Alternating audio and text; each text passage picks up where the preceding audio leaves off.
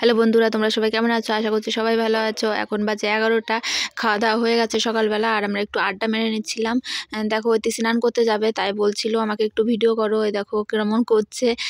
আমরা সবাই এক জায়গায় হলে খুবই আনন্দ হয়। তারপরে মেয়েকে এই যে স্নান করানো হয়ে গেছে, তারপরে এদিকে রান্না বান্নাও চালু হয়ে গেছে দুপুরের জন্য।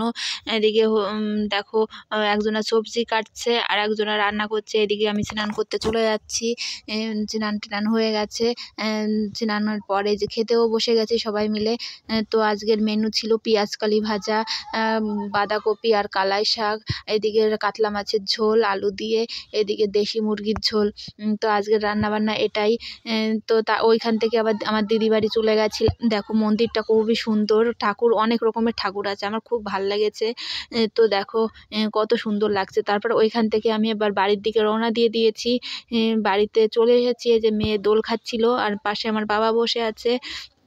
আজকের ভিডিওটা এতটুকুই। Bye bye.